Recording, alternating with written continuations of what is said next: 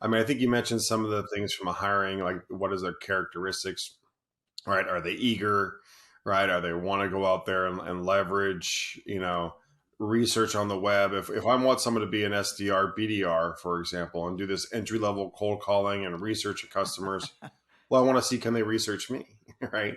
Are they comfortable doing that? Are they showing some of those things that are out there?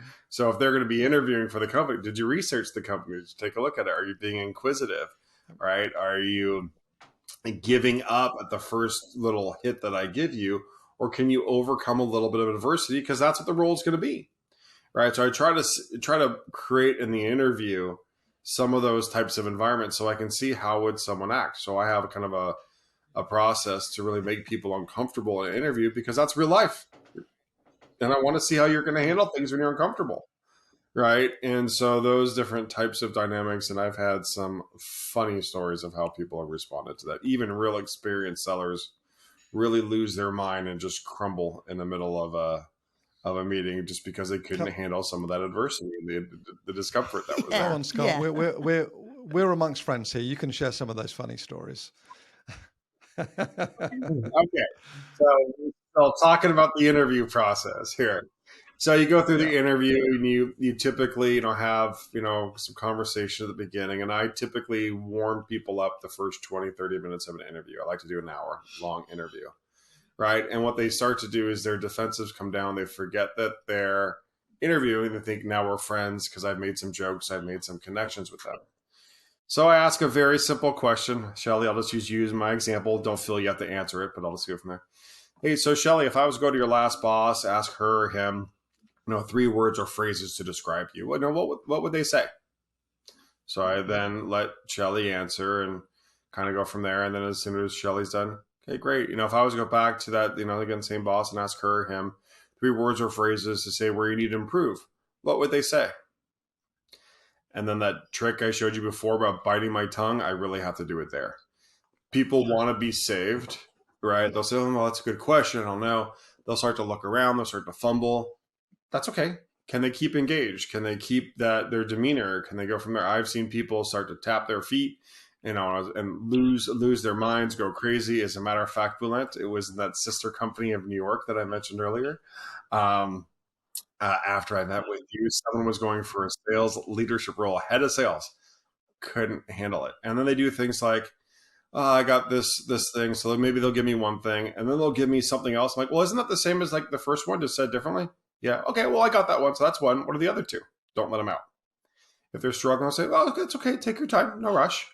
And what I'll do is I'll, look directly at them in the camera, or if I'm right there with them, very calm demeanor on me, right? And just kind of it's okay. Take your time. It's not an easy question, like you said. Take your time. I'll get back to the other 2. No, we'll do it now. I won't let them out of it, right? And go from there. And then it's funny because you'll see some wonderful dynamics that come into play. And I've also seen some people really take their time and really give me a good, thoughtful answer. That's great. That's fantastic. That's how they're not feeling pressure that I have to answer something real quick or have to, BS my way through this type of question. And so I've seen some great responses with that. And I've even told people at the end of the interview, if I like them, I even tell them why I did it. Hey, Bulent, Shelly, I really liked you, right? And the reason that I did this, I want to see how you handle things under pressure. And what I think I know about you is X, Y, and Z. But I want to make sure I'm directionally accurate. Can you please tell me if I'm right? Right? So under pressure, right, you're going to really look within yourself, or if things aren't going right, you're going to look within yourself and you go out there and find your own answers. You're going to kind of put yourself off to the side because you're a bit of a perfectionist. And that means you're not going to come ask questions and you're not going to be comfortable coming those questions. Is that a fair assessment of you? They're like, oh my God, how did you figure that out in an interview question? Okay. Well, and which is fine. I just need to know that because that means if I'm working with you, I need to make sure we have check-ins. And if I don't schedule those check-ins, I need you to make sure we schedule those check-ins. We got to make sure we force that ability so you get comfortable knowing what questions to ask and go out there and use and leverage. And so some of those different dynamics, as a matter of fact, one of my employees right now is very much like that. And so I work with her on that and said, hey, come to me with questions, or if there's sometimes she didn't come to me with questions, I'll ask her, hey, at any point in time, were you thinking that you should have come to me with a question, or that there was a stall, or were you feeling comfortable with where you're at? And sometimes you're like, well, no, I was feeling pretty comfortable. Then great, I don't need to coach you on it, right? If you're feeling comfortable with it, cool, right? But if it is, okay, great. So what was stopping you from coming to me if there was something? You didn't want to bother me? Okay. And what have I said about that? Okay, so you have to get over that hurdle. You're not a bother, right?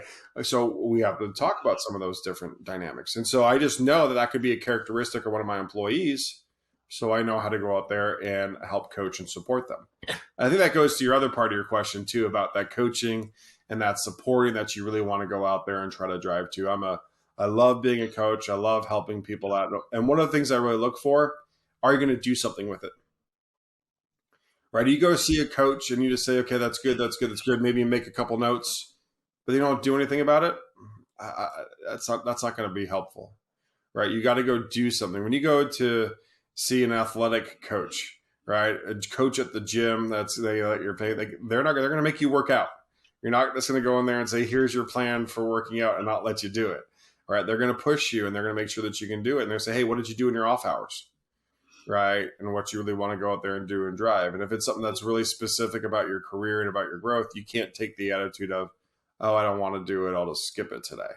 Right? You really have to go out there and try to drive those pieces. So I like to make sure that you can really drive to adopting and working on the specifics. Now, with that said, I also know as a coach, I can't overburden you. So what managers do all the time is, here's Shelly, I just kind of want to coach you on these things. Here's 6 things that I'm just going to rapid fire give you at, and I expect you to change 6 things.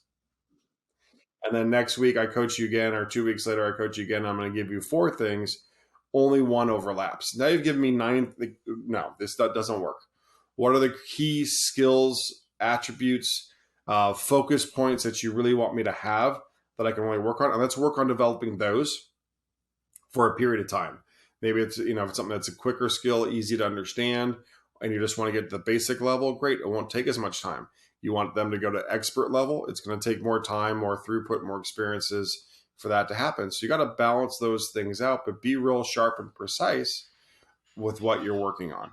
Well, and then it's about positive feedback, because you're exactly right. If somebody just feels all they're getting are more things to work on, but not recognition of what they've accomplished or improved in, so that's where the understanding human beings and personalities really comes in, from making the sale, but also in coaching these people.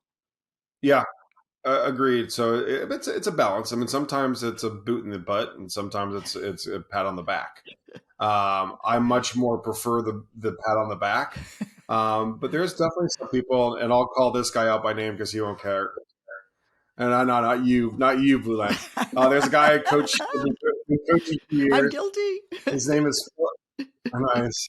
A guy named Philip Stone, and I was working with him. He was a BDR trying to make that progression to rep, and so I was coaching with him. He became that rep, started to grow, and as we was getting into these deals, especially the 6-figure plus style deals, I got on him pretty hard. I said, listen, I'm going back through things that I've already talked to you about 3 times. It's about you implementing this now. I've already given you the information. You got to implement it. So get off your ass and implement it. And there was 2 specifics at that point in time. So he did. He appreciated the kick in the butt. He said it's what he needed and kind of go from there. Cool thing is, that was about a year ago. He's now hit his quota 3 quarters in a row, made President's Club last year. And so it's great to see a younger seller buy his first house, go out there and start getting quota attainment, start getting the accolades of it. And, before him, closing a 6-figure deal was like incoherent. He didn't understand it. He didn't know as well. I think today now he has 7 or 8 of them in the last year, which is just great for his progression and his ability now to move up into those future roles that he wants to have.